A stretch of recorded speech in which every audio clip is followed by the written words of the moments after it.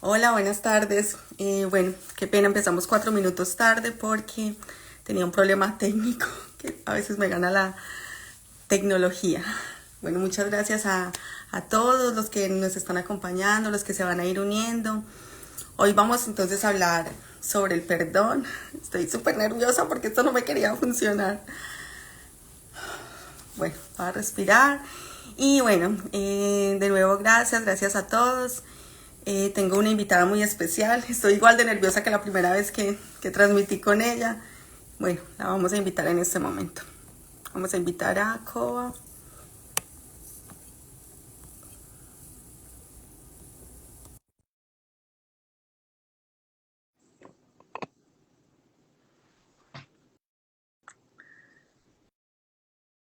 Coba, ya te envié la invitación.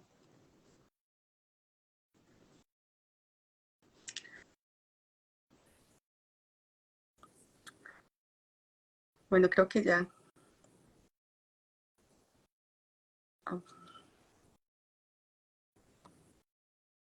Bueno, vamos a ver qué pasó. Otra vez la voy a invitar.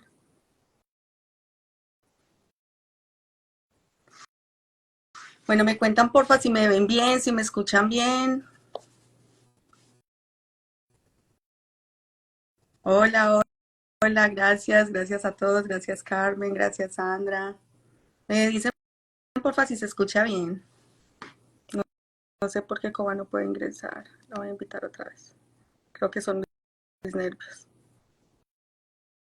Oh, dice que no se puede unir.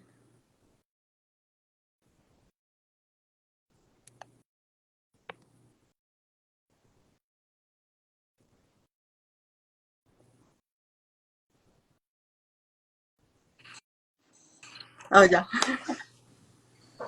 Hola, Hola, Coba, bienvenida. ¿qué tal, corazón? ¿Cómo estás? Ay, estaba yo aquí creando desde mi miedo, casi no puedo empezar.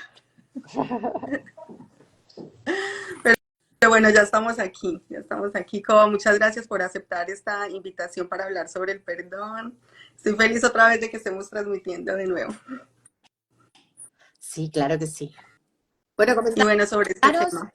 comentaros a quien no la conozcáis que Joana es facilitadora de la Vía del Corazón como yo y también es coach experta en relaciones. Que me formé contigo también.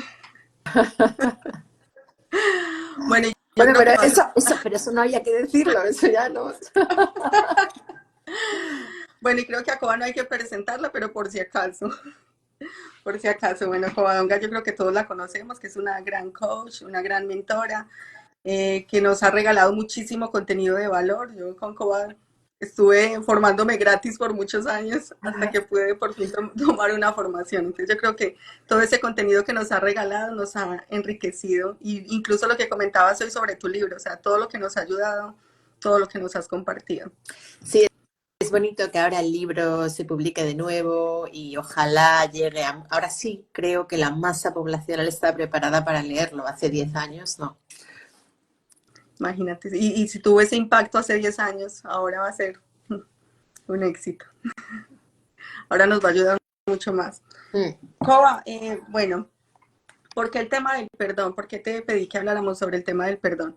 Es una de las lecciones que me estoy repitiendo, pues porque lo estoy haciendo ahora con mi grupo, y porque además siento que, bueno, yo ya lo he dicho antes, que siento que la lección del perdón de la vida del corazón, yo siento que fue la lección que desbloqueó algo en mí, que yo sentía como, bueno, pero estoy haciendo la tarea, estoy haciéndolo bien, ¿qué pasa? ¿Qué es? Y siento que en una de las clases que tuvimos sobre el perdón, uno de los ejercicios que hice fue como donde sentí de verdad que se desbloqueó algo y que empezó la magia. Siento que con esto empezó la magia. Entonces creo que lo que más me impulsa sobre todo esto del desarrollo del desarrollo personal y espiritual es este tema sobre el perdón. Y bueno, volviéndome a leer la lección, me doy cuenta que es que hay muchísima información. Uno no quiere saltarse nada porque todo es wow. Y bueno, una de las dudas que surgía en estos días es como, ¿por qué si se supone que todo empieza por el amor propio? y que si yo no me amo, yo no podría darle eso a los demás, porque entonces a pesar de eso, sigue siendo más fácil, entre comillas, perdonar a los demás que perdonarme a mí mismo. No sé, pero yo, o sea, yo no creo que puedas hacer una generalización, no creo que eso le pase a todo el No, mundo. no, no. No, Eh, de pronto en mi círculo ha sido como una constante. Y yo a veces, bueno, yo a veces siento, lo que percibo yo es que es falso, o sea, que en realidad no hay, que en realidad sigue siendo un acto de no amarme, que incluso cuando digo perdono más fácil al otro, y me sigo juzgando a mí, sigue siendo un acto como de, no es realmente un acto de amor propio. a ver, yo la verdad es que me perdono mejor a mí que al otro. O sea, a mí, yo me trago perdonando al otro, pero a mí misma, a ver, no lo sé, ¿tú tienes culpa? ¿Sientes culpa por algo? ¿Hay algo que hiciste en el pasado que sientes que no deberías haber hecho y que no eres capaz de pasar página al respecto? Sí, Vale. Yo creo que ahí lo único que nos puede ayudar a perdonarnos es el tener la confianza plena en la vida, que si hicimos algo muy feo en el pasado, algo totalmente egoico, que ahora lo vemos retrospectivamente y somos conscientes de que estábamos operando desde el miedo, o que estábamos operando desde el deseo de ser especial, o que estábamos operando desde la envidia, o que estábamos operando desde cualquiera de los derivados del miedo. Si ahora lo vemos retrospectivamente y lo tenemos claro que obramos de una forma egoica, hay que, la pregunta que nos tenemos que hacer, ¿eso ha tenido consecuencias? Sí, efectivamente eso tiene unas consecuencias en el presente. Ok, pero tenemos que tener la confianza plena en la vida de que si en el presente hay esas consecuencias, es porque todos los implicados en ese aprendizaje también necesitaban esas consecuencias.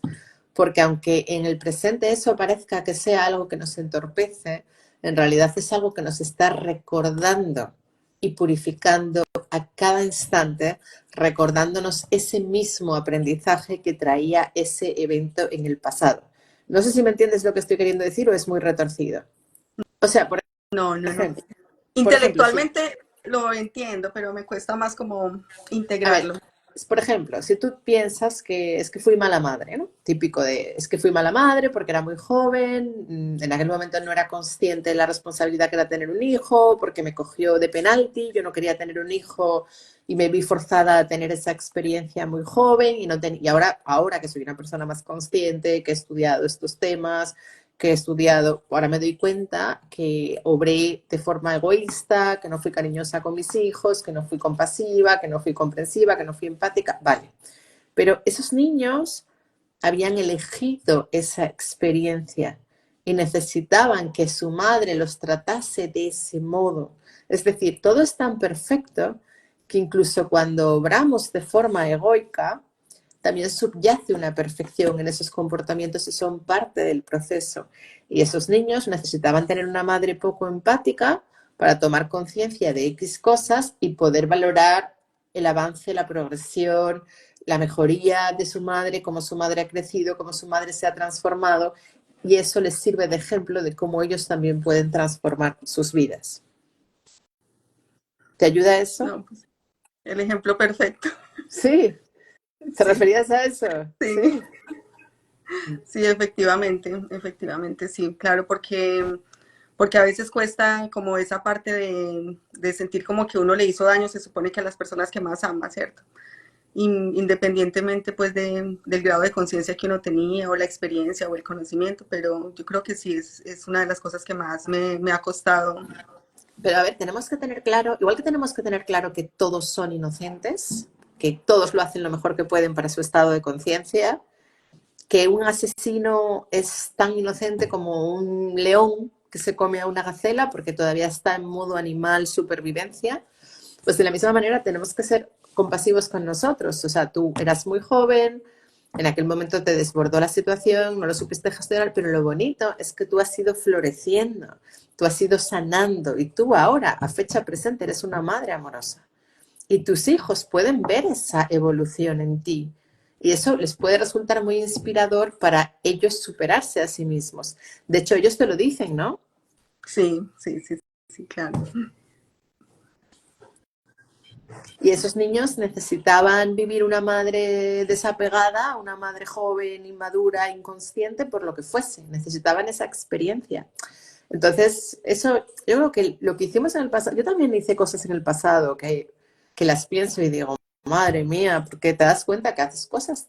Claro, evidentemente cuando tú miras retrospectivamente hace 15 años, las cosas que hacías hace 15 años, con toda la evolución álmica que llevamos nosotros, que estamos en un camino espiritual, que nos trabajamos, que estamos con la vía, que hacemos todas las lecciones mensuales, que tenemos un propósito, una intención, claro que cuando miras atrás dices, wow, ¿cómo pude hacer eso? Pero es que tenemos que tener claro, es que no era yo, es que era otra persona. La persona que hizo eso no era yo. Sí, era otra versión mía. Entonces no me puedo estar culpando por algo que hice hace 10 años o hace 5 años, porque hoy no sería quien soy gracias a hace 5, yo qué sé, por ejemplo, yo hace 6 años que se me subió mucho la fama, ¿no? Y estaba muy tontita, estaba muy subidita. Y ahora lo miro retrospectivamente y pienso alguna de las contestaciones que le di a alguno de mis seguidores, mmm, que traté a gente de forma despreciativa. Y me duele recordarlo porque digo, wow. Pero al mismo tiempo pienso, en ese momento, para mi estado de conciencia, no lo sabía hacer mejor. Yo también estaba pidiendo amor, porque yo también estaba desbordada. Y sí, podría haberlo hecho de forma mucho más amorosa, pero lo bonito es que la vida no cesa de darnos segundas y terceras oportunidades. Y ahora yo soy súper amorosa con la gente que viene a mis talleres, con la gente que se acerca a mí, con la gente que me pregunta dudas. Hace 7 años igual no lo fui, pero lo importante es el presente. Lo importante es que te des cuenta y que en la fecha presente te entregues a amar al que tienes enfrente. Ya está. Lo que hiciste en el pasado fue el camino que te trajo hacia la toma de conciencia hoy de que lo único que te hace feliz es tratar de amar al que tienes enfrente. Sí. Y entonces, por ejemplo, cuando cada vez que, o sea, por ejemplo, la vida nos dice que nos va a traer la situación para recordar, por ejemplo, ese juicio a los demás, como que en cualquier momento, por alguna razón, me encuentro una persona y me acuerdo, ay, yo como lo traté de mal, o yo que lo juzgaba, yo que decía tal cosa, que cada vez que la vida me trae al presente esa situación, me está recordando eh, que hay algo pendiente, o sea, como que hubo ese juicio y que no importa cuánto tiempo haya pasado, no importa el tiempo que pasó, lo traigo al presente y, y elijo de nuevo, ¿cierto? Claro. Entonces Yo, sería o lo sea, mismo, como mirar mi versión del pasado, la traigo. elijo de nuevo.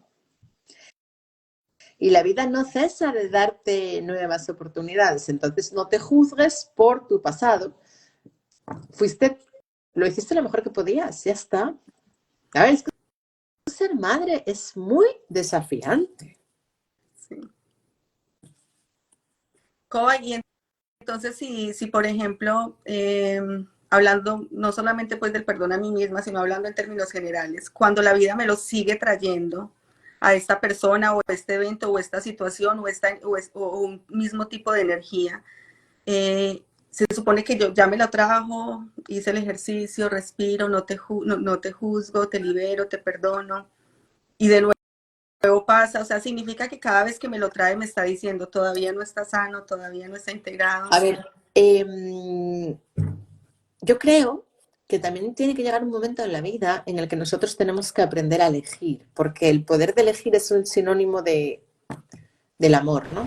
Entonces, por ejemplo, nosotros nacemos con una constelación familiar, con una configuración familiar, que es un contexto de aprendizaje muy potente, pero ahora voy a cumplir 45 años. Yo no tengo por qué seguir aguantando determinadas cosas y determinadas personas porque sean mi familia.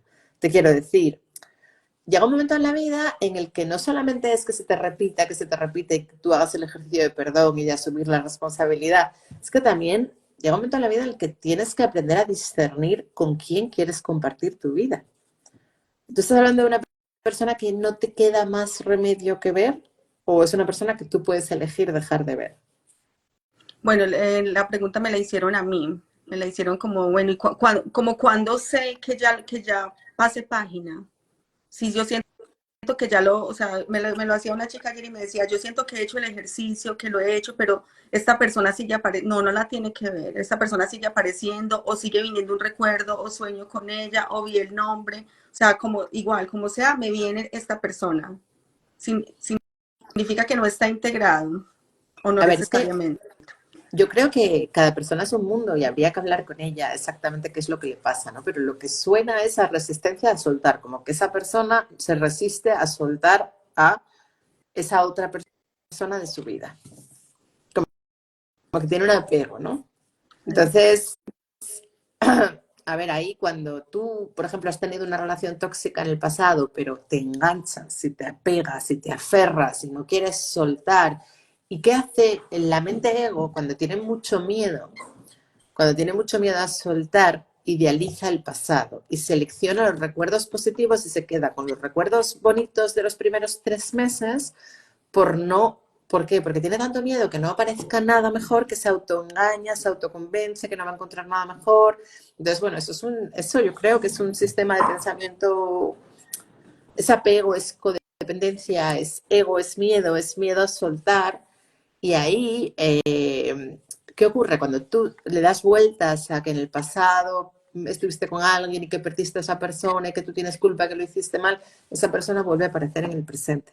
Pero tú vuelves a vivir los mismos escenarios caóticos y desastrosos y tóxicos con esa persona hasta que finalmente te convences que no te queda más remedio que soltar y despejar el espacio para manifestar algo nuevo en una nueva vibración. O sea, yo creo que, a ver, yo creo que tenemos que tenemos que distinguir el perdón del cristianismo, que es un te perdono y entonces implica que transijo, me dejo, permito que tú me sigas maltratando, con el verdadero perdón no dual, ¿no?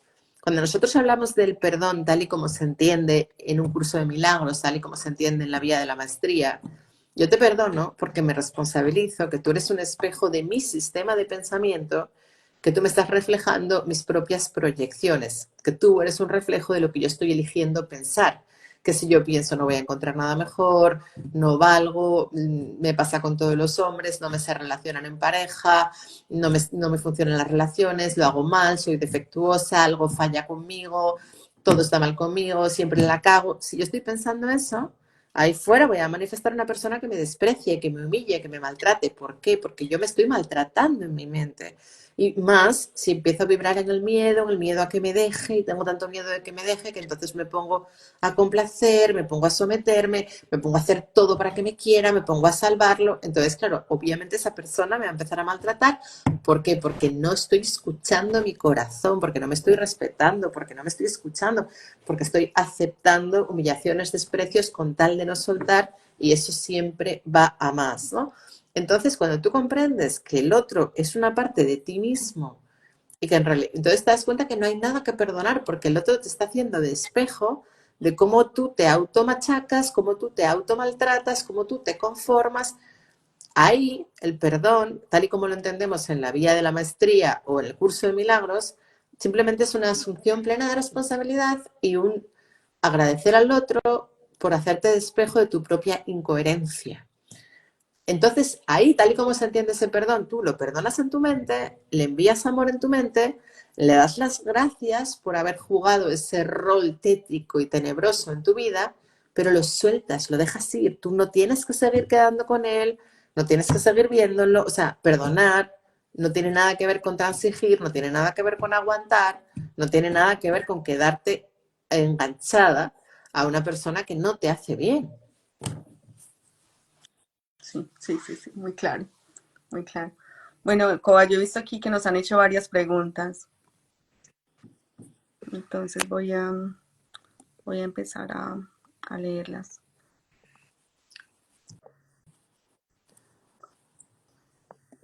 Bueno, no, aquí nos dan las gracias, hablan de toda la gente que has ayudado. Dice, me pasa que recién siento que no debí acostarme en la primera cita con alguien con quien salí. No funcionó y me culpo por eso. Y pienso que si no me hubiera acostado a la primera, bueno, no sigue escribiendo, me imagino que si piensa que no se hubiera acostado a la primera, pues no lo hubiera perdido tal vez, porque no termina la pregunta. Venga, contéstale tú, Joana, que tú puedes. Bueno, no, aquí lo que estabas diciendo ahorita, que siempre esa vocecita que nos dice que lo debía haber hecho de otra manera, esa vocecita siempre es el ego. Las cosas suceden como debieron suceder, o sea, el que me cuenta, el que me viene a decir como si yo hubiera dicho, si hubiera hecho, si no lo hubiera, lo que sea, que me venga a decir que el pasado debió ser diferente a lo que fue, es el ego, no es así, o sea, pasó como tenía que pasar, pero me puede generar un aprendizaje. O sea, si realmente yo creo que no va con mis principios, con mis valores, con mis creencias, acostarme en una primera cita, pues entonces ahí tal vez lo comprobé porque es mi sistema de pensamiento y porque son mis creencias y simplemente pues me va a traer, la vida me va a traer la oportunidad, el escenario y voy a poder elegir de nuevo. Claro, efectivamente. Y adicionalmente, si alguien realmente está de Dios que sea para ti, si es una persona que te va a proveer de un aprendizaje importante para tu evolución, para tu sanación, es una persona que te va a hacer crecer, esa persona va a estar contigo, te acuestes con ella el primer día o después de un mes. O sea, realmente es tan poco importante. O sea, si realmente alguien siente algo por ti, le va a dar igual que te acuestes con él la primera hora o un mes después, porque no te va a juzgar por acostarte el primer día, porque, ¿por qué? Porque si a ti te apetece y a él te apetece, ¿cuál es el problema que tengas sexo el primer día? Y no te va a juzgar si decides esperar un mes porque te va a aceptar tal y como eres. Entonces, si no es alguien que realmente te acepte tal y como eres y es alguien que te juzga por algo tan insignificante y tan pequeño, bienvenido sea que esa persona salga de tu vida.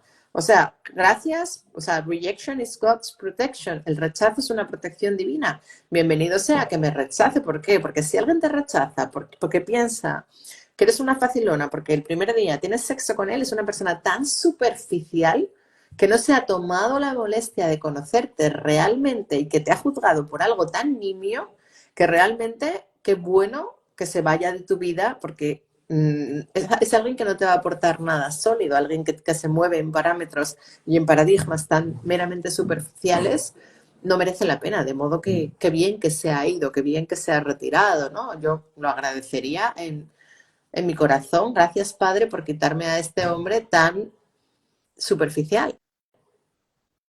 Sí, me encanta. Dice, a veces pensamos, ok, no, a mí me pasa que bueno, esta es la que se culpa, la chica que se culpa por esto.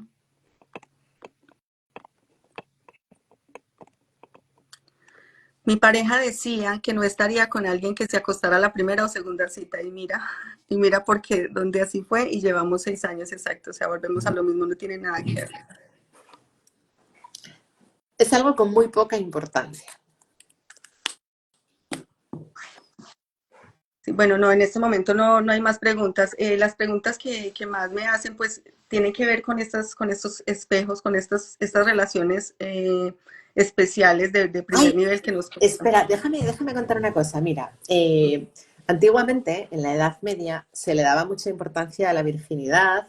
Entonces, muchas mujeres, como estrategia de seducción, aguantaban vírgenes, aunque nosotras tenemos las mismas ganas de follar que ellos, no nos vamos a engañar, pues puro machismo. Pero bueno, había esa educación en que la mujer se tenía que reprimir, tenía que aguantar para que el hombre, bueno, entonces finalmente había muchas mujeres que aguantaban y ahí está en la historia de Inglaterra el caso de Enrique VIII y Ana Bolena.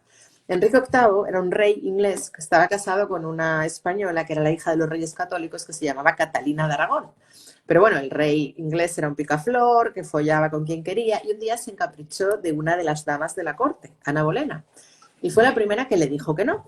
Y entonces, claro, es verdad que a un hombre superficial y básico que se mueve meramente por el instinto animal, le ponía pensar que se la quería follar y que ella no quería y que le decía que no, y era una dama de la corte que le decía que no, y era la primera que le decía que no. Y Ana Bolena le dijo, mira, si quieres tener sexo conmigo, tienes que casarte conmigo.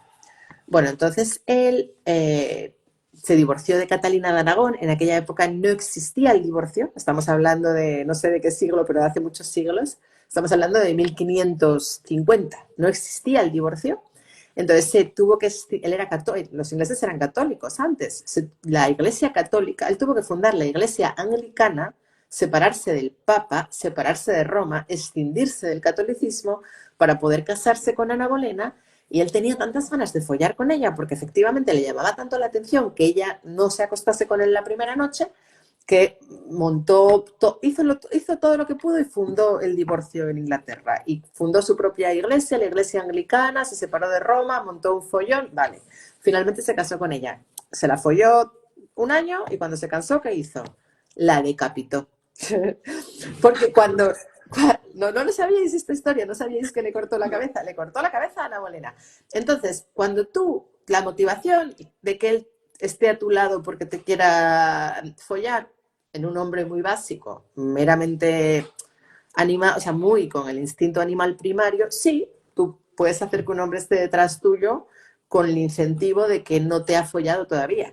Pero es que ese tipo de hombres vacíos, insulsos, en el momento en el que consigue el deseo sexual, se va a cansar de ti igual. ¿Te puedes casar con él como hizo Ana Bolena? Sí, pero ¿de qué le sirvió? Si al final la acabó decapitando cuando se cansó de ella para casarse con otra, ¿no? Entonces, al final, yo creo que esa es una historia muy gráfica de cómo utilizar el deseo sexual como una herramienta de retención y de agarrar a un hombre, al final solo genera más desamor. Nosotras tenemos que ser plenamente auténticas, tenemos que ser plenamente nosotras. Y el hombre que tenga la madurez para ver la belleza de esa autenticidad se va a quedar. Y el que salga huyendo porque le dé miedo tanta verdad y le dé miedo tanta autenticidad, sencillamente es un hombre inmaduro que no merece la pena. Y hay mucho miedo detrás de eso, porque, o sea, o sea, en las relaciones sociales así de amigas, cuando una de las chicas cuenta, "Ay, conocí a alguien", o sea, de los primeros consejos es, cuidado, todavía no, o sea, porque hay un miedo ahí, o sea, bueno, lo he visto yo como ese miedo pero cuidado, o sea, de manejar de una vez la estrategia. Una de las estrategias para que no se vaya es que no se vaya a acostar con él todavía, ese miedo Y en todavía. realidad es algo que tiene muy poca importancia y que solamente espantaría o acercaría a un hombre de baja conciencia. Y nosotras, las que estáis escuchando esto, ya no aspiramos a hombres de baja conciencia. Así es, así es. Bueno, Doris nos pregunta, ¿cómo ayudar a mi madre a perdonar a mi padre? Sé que eso le pertenece a ella, pero me gustaría aportar en eso. Pero es que las decisiones que atañen a los demás son las decisiones que atañen a los demás. Sí, ahí sería más bien mirar qué la mueve a ella y qué puede hacer ella desde su parte, pero desde ella, o sea, cómo la afecta a ella que su mamá no haya perdonado al papá. No, y además aceptar a tu madre, que tu madre, tal y como es, no tratar de cambiarla. Tu madre está en un estadio conciencial más precoz, viviendo sus historias, viviendo sus procesos, todavía no es consciente de que creamos la realidad, todavía no es consciente de que se lo hizo a sí misma a través de tu padre, y está perfecto. Ella como alma descubrirá eso cuando llegue su momento y su fase de maduración.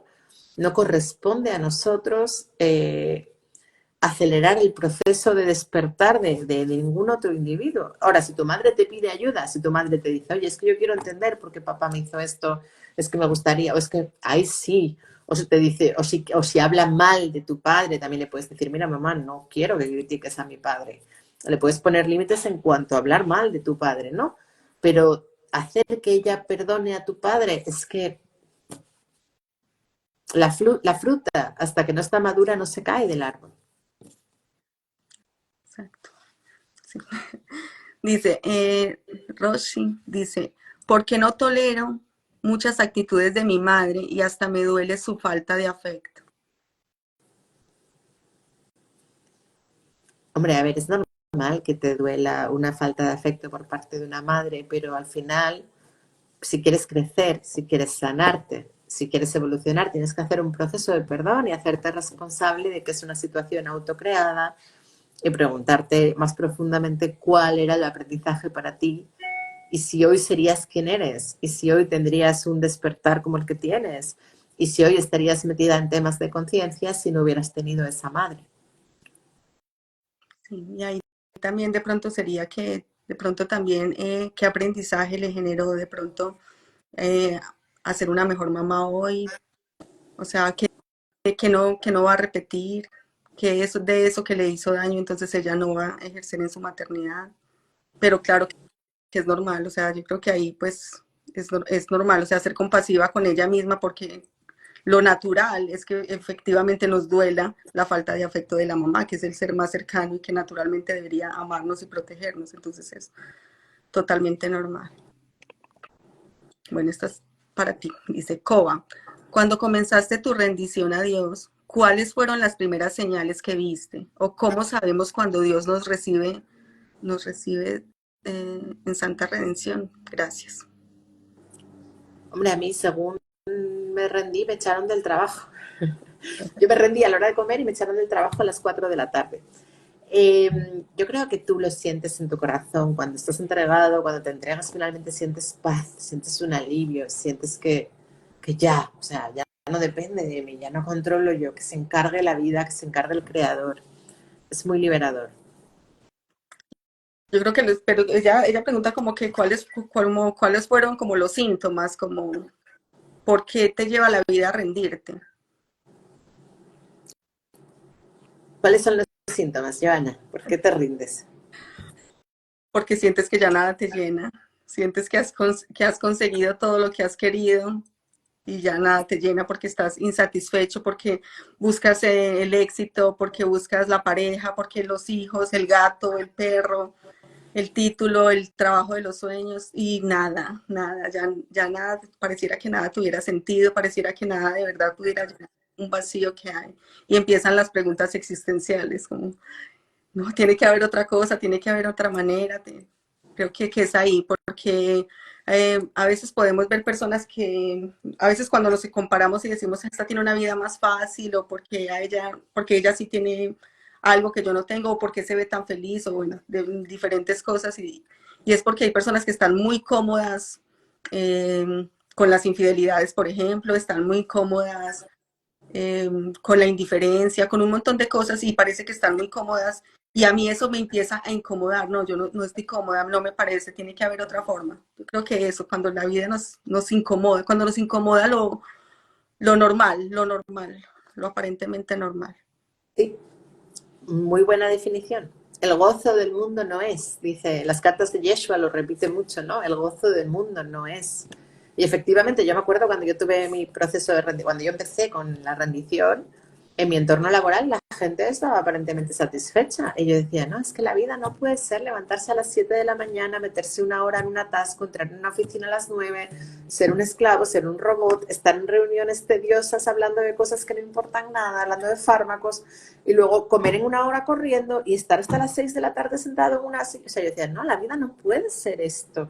Y mis compañeros de trabajo estaban aparentemente cómodos en ese contexto y a mí me desquiciaba. Por supuesto que la vida te sube el volumen. Cuando estás a punto de rendirte, ellos, su desempeño profesional era más placentero.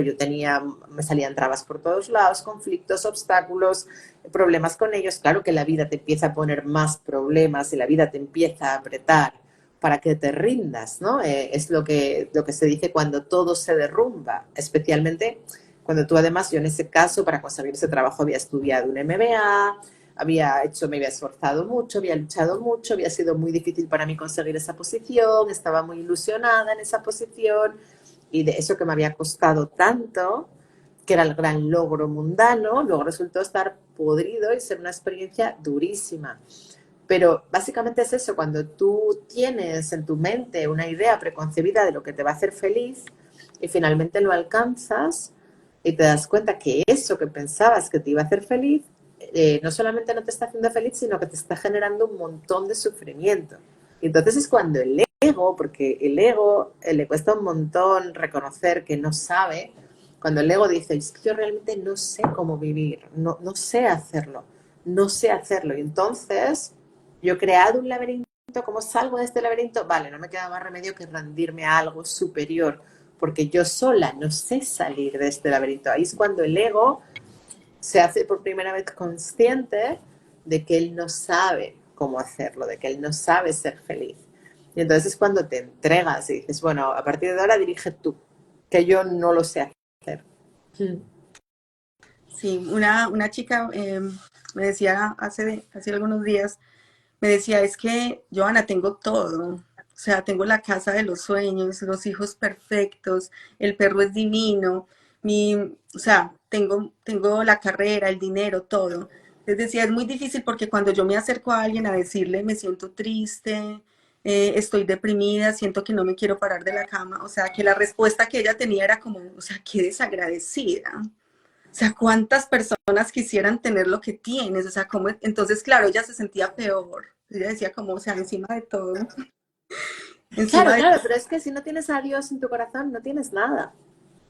claro. Entonces, cuando me decía, yo le decía, es el momento, ya ahí es la rendición, ese es el momento donde dices, nada de esto me hizo feliz, o sea, y al contrario, no solamente no me está haciendo feliz, o sea, me está doliendo, o sea, no puedo pararme de la cama, no, amo a mis hijos, pero no puedo levantarme a hacer un desayuno, no soy capaz, no tengo fuerzas. ¿Cuál es la causa? No, aparentemente no hay una causa. Ya es el momento de rendirse, claro, ahorita está en este camino y está muy feliz. Dice, Coba, me da impotencia. ¿Ibas a decir algo más? No, no, no. Dice, Coba, me da impotencia que toda mi familia me tilde de, no entiendo la palabra, de nueva era, por no entender un curso de milagros. Que toda mi familia me tilde de nueva era. Ah, porque su familia no entiende en un curso Debe de ser, milagros. sí, debe ser así. Bueno, pues que no lo entiendan. ¿Cuál es el problema?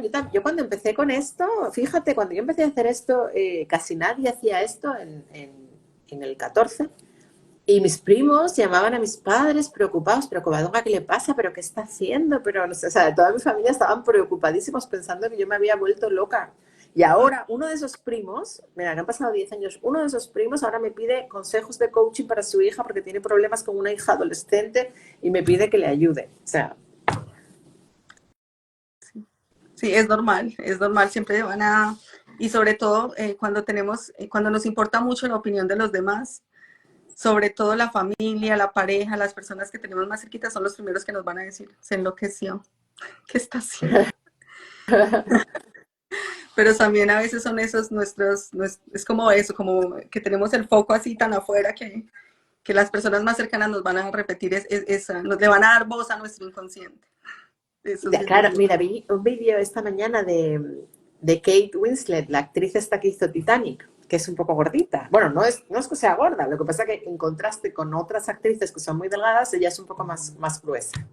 Y contaba, decía ella, le habían dado un premio y estaba con el, no sé, no era un Oscar, era un BAFTA, bueno, no sé qué premio era, y ella estaba con el premio en la mano y contaba en el vídeo, mi primer profesor de actuación me decía que yo tendría que conformarme con los papeles de chica gorda, que nunca llegaría a nada en la actuación porque yo siempre sería la chica gorda. A ver, en realidad, ¿quién le estaba diciendo que ella iba a ser? O sea, era un reflejo de sus propias inseguridades, era un reflejo de su diálogo interno, era un reflejo del miedo que ella tenía a no poder aspirar más que a los papeles de chica gorda.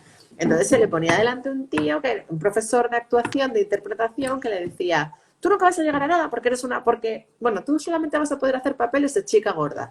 Y decía ella, pero no le hice caso, yo salí adelante y ahora aquí estoy con mi premio. A ver, en realidad ella no era consciente de que era una experiencia autocreada, pero nosotros sí lo somos. Evidentemente es la gente que te refleja tus inseguridades. Hay una parte de ti que te da miedo estar estudiando un libro que se supone que canalizó Jesús. ¿Cómo va a canalizar Jesús una información en fecha presente? Te suena raro, te suena fantasioso, dudas de ti misma, dudas de... Entonces manifiestas una realidad en la que las personas de tu alrededor dudan de que eso sea algo serio y de que es para qué manifiestas esa realidad, para trascenderlo, para superarlo, para reafirmarte interiormente de que tú quieres estudiar el curso de milagros y te importa un carajo lo que piense el vecino o lo que piense tu padre. Como ella, en el fondo, quería ser actriz, se sentía gorda manifestó un hombre que la cuestionaba por su aspecto físico para empoderarse y mandarlo al carajo y seguir adelante y al final acabar siendo una actriz de prestigio. Siempre manifestamos nuestros miedos en el teatro de nuestra vida para trascenderlos, para superarlos y para ir a más. Sí, me encanta la respuesta. Bueno, aquí creo que ya esta sería la última. Dice, ¿puede un narcisista valorarte y decirte que no eres estúpida? ¿Que no eres? Estúpida.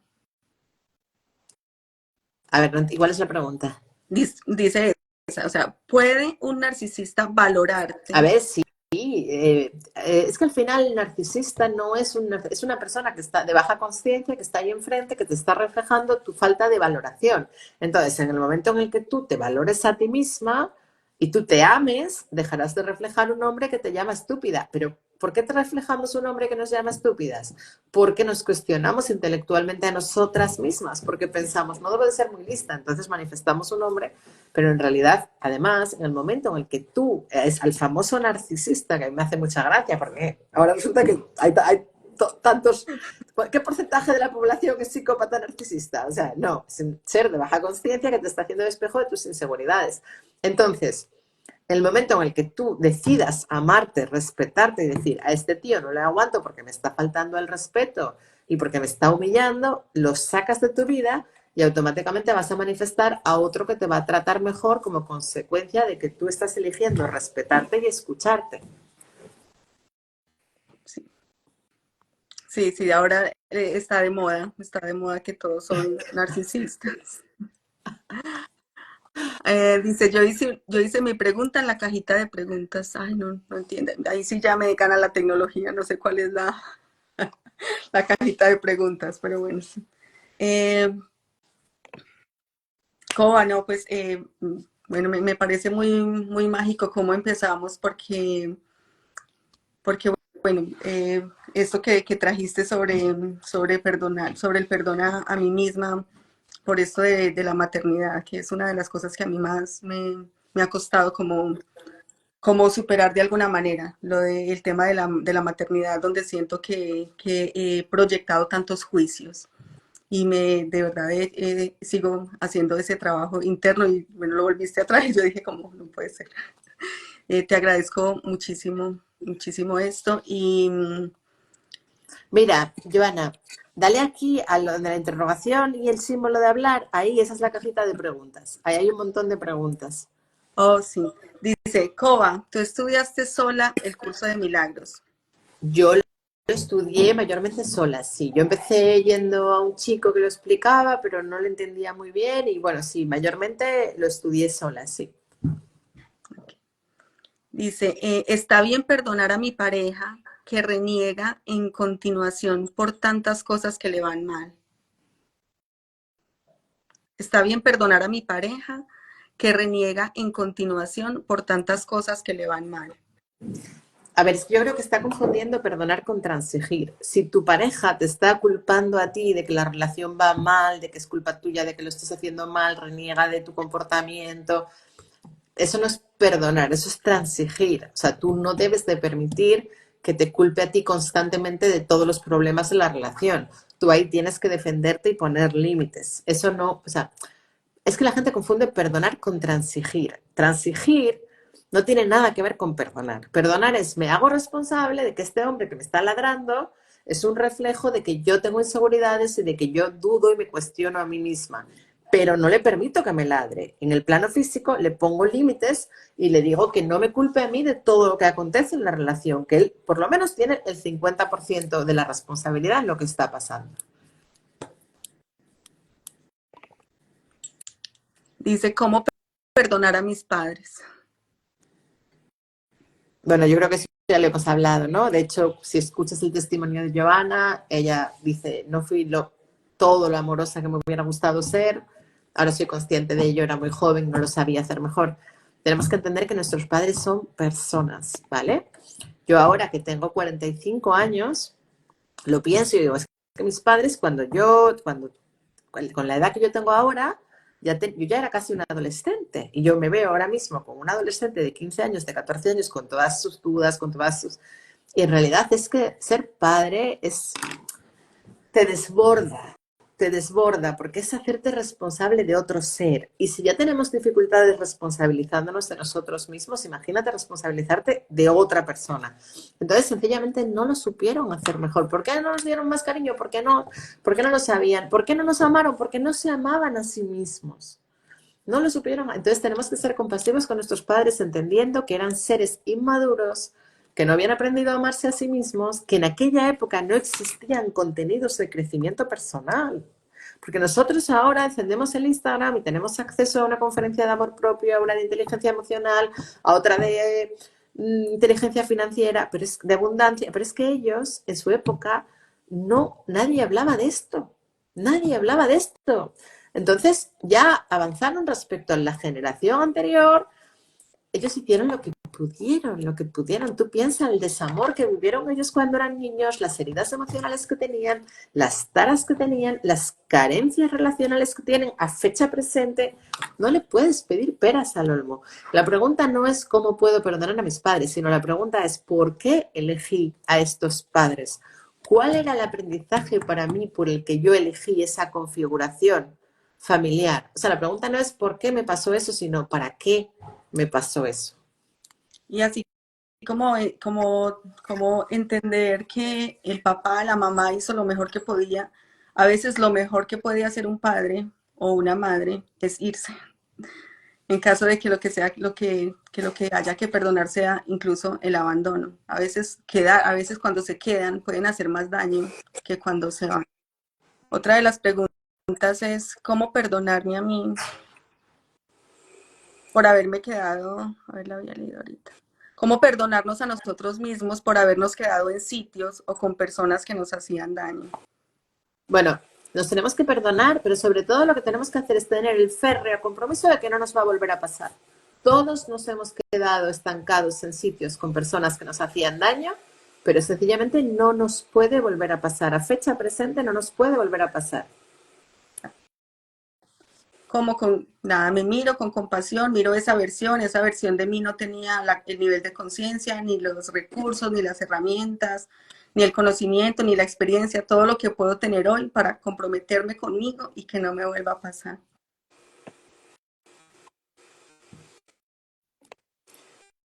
Vale, dice Greta, dice, Coba, no me culpa de que a él le va mal, solo que me hace sentir bien que él no sepa, que no me hace sentir bien que él no sepa gestionar sus emociones. Sí.